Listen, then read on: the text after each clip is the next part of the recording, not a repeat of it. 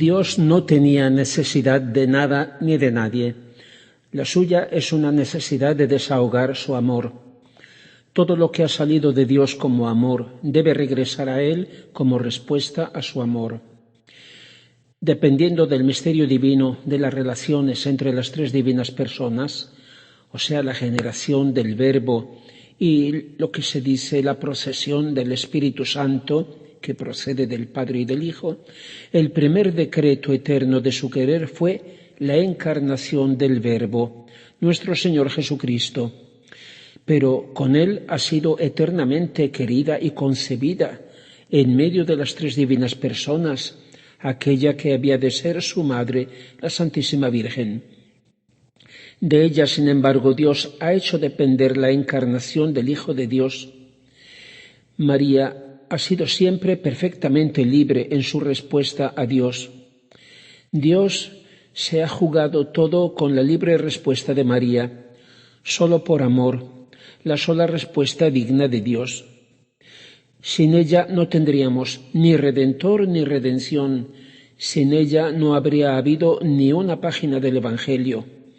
Más aún, puesto que la misma creación de todos nosotros y de todo lo que existe depende de la encarnación del Verbo divino, la consecuencia es que la misma existencia de la Virgen y de todos nosotros dependiera del sí divino de María. Así Dios lo ha querido.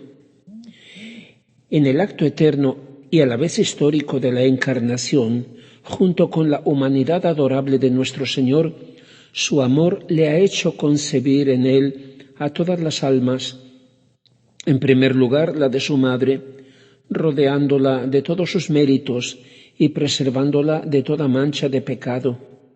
María es la primera redimida, si bien de un modo diverso del nuestro. María redimida para que el pecado no pudiera tocarla. Nosotros liberados del pecado en el que hemos venido a la existencia. Porque el pecado personal de nuestro primer padre, Adán, lo separó de Dios con todas las consecuencias, y de ser hijo de Dios por gracia, se hizo rebelde y extraño a Dios. Arrepentido, pudo solamente ser admitido como siervo, en espera de la redención, y riquísimo como era, cayó en la más grande miseria. Y todos sus hijos, hasta el último que vendrá, venimos al mundo en fuera de juego, separados de Dios, heredando todos los males en vez de todos los bienes, y necesitados de ser salvados. Si el río, digamos así, el río de la humanidad quedó contaminado desde la fuente, o sea, desde Adán y Eva, el pecado no pudo tocar a María porque ella, junto con su Hijo, están eternamente más arriba de la fuente. El Señor ha dicho, antes de que Abraham fuera, yo soy, y por lo mismo puede decir, antes de que Adán fuera, yo soy. Y con él María podría decir, antes de que Eva fuera, yo soy. En efecto, en la aparición de Tre Fontane en Roma en 1947, la Virgen de la Revelación se presentó diciendo, yo soy la que es en la Divina Trinidad. Por tanto, el haber nacido tantos siglos después de nuestros primeros padres no significa nada, porque ella junto con su Hijo son antes, los primeros, en el orden de causa y efecto, y por ellos la justicia divina no destruyó a Adán y a toda su descendencia y toda la creación, que a causa del pecado del hombre ya no tenía motivo de existir. El pecado original fue la peor catástrofe de toda la historia de la creación, la cual hubiera debido desaparecer porque el hombre y la mujer ya no eran hijos de Dios, para los cuales había sido creada. Se habían rebelado contra Dios y que tanto los había colmado de bienes.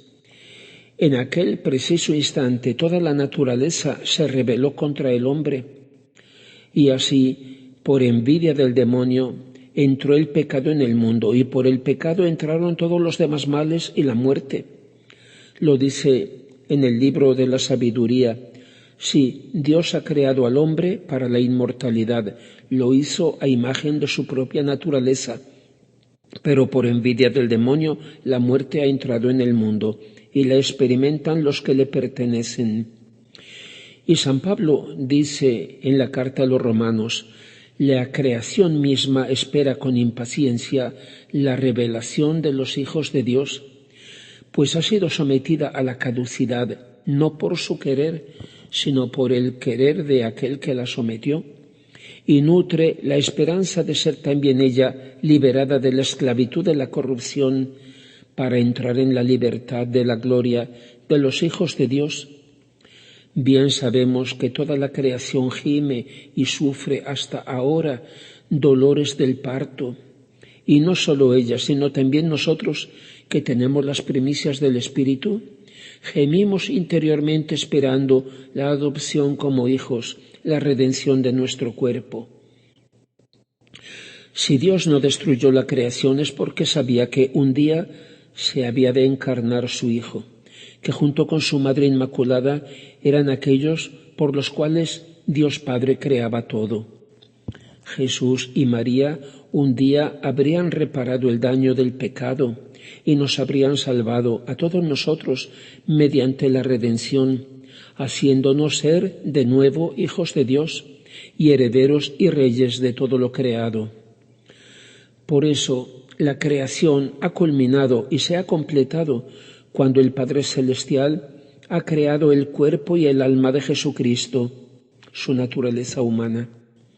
Así el Hijo de Dios se ha hecho hombre para salvarnos a nosotros y salvar toda la obra de la creación, el proyecto de Dios, todo lo que Él había decretado, su reino.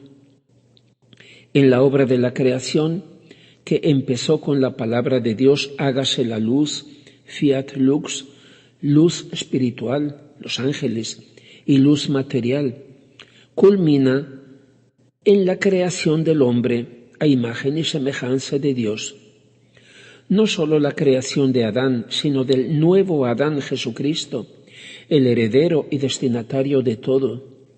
Y no él solo, sino con todo su cuerpo místico, que habría debido ser toda la humanidad, pero que el pecado separó de él y la dispersó. Por eso, la obra de la creación aún no ha terminado. Podemos decir que continúa en la obra de la redención, en el sentido que ésta nos incorpora de nuevo a Cristo. El pecado del hombre ha condicionado incluso la manera de realizarse el eterno proyecto de Dios. Y leo en el volumen 25 de los escritos de Luisa Picarreta, la sierva de Dios Luisa Picarreta, el 31 de marzo de 1929, le dice el Señor: ¿quién puede decirte, hija mía, cuánto mal puede hacer una criatura cuando llega a sustraerse a la voluntad de su Creador? ¿Ves? Bastó un acto de separación del primer hombre de nuestra voluntad divina que llegó a cambiar la suerte de las humanas generaciones, y no solo, sino la misma suerte de nuestra divina voluntad. Yo debía venir a encontrar al hombre feliz, santo y con la plenitud de los bienes con que lo había creado. Por el contrario, cambió nuestra suerte porque quiso hacer su voluntad, y estando decretado que yo debía bajar a la tierra, y cuando la divinidad decreta no hay quien la cambie, cambié solo el modo y el aspecto, y descendí en una condición humildísima, pobre, sin ninguna gloria, en el sufrimiento, llorando y cargado con todas las miserias y penas del hombre. Si el hombre no hubiese pecado, si no se hubiera separado de mi divina voluntad, yo habría venido al mundo. Pero ¿sabes cómo? Lleno de majestad, como cuando resucité de la muerte. Desde el primer instante de vida en el seno de María, Jesús ha abrazado todas las almas como su cuerpo místico y se ha hecho cargo de las culpas y de las penas de cada criatura. Por eso la pasión empezó desde que se encarnó y fue aumentando hasta desbordarse externamente el último día de su vida, en la pasión que le hicieron sufrir los hombres. Todo lo que sucede en su cuerpo místico repercute en su humanidad, en el varón de dolores, de igual modo como en su adorable humanidad ha preparado la vida y la gloria para su cuerpo místico, la Iglesia, nuestra resurrección, nuestra transfiguración. La finalidad de Cristo es compartir con nosotros su condición de Hijo, su gloria, su vida. La obra de la santificación consiste precisamente en formarla en nosotros. Y dice en la carta a los Gálatas San Pablo: hijitos míos, que yo de nuevo doy a luz en el dolor hasta que no esté Cristo formado en vosotros. Son palabras de la Iglesia, como son palabras de María, Madre de la Iglesia. Todo lo que ha dado a su Iglesia, la revelación, los sacramentos, las gracias, tiene como fin traer de nuevo el reino de Dios, el reino de la divina voluntad en medio de las criaturas. Todo tiene como fin volver a poner a la criatura, al hombre, en el orden, en su puesto y en la finalidad para la que ha sido creado.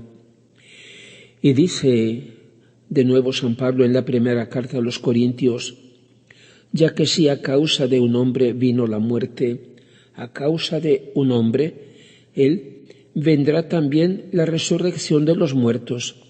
Y como todos mueren en Adán, así todos recibirán la vida en Cristo.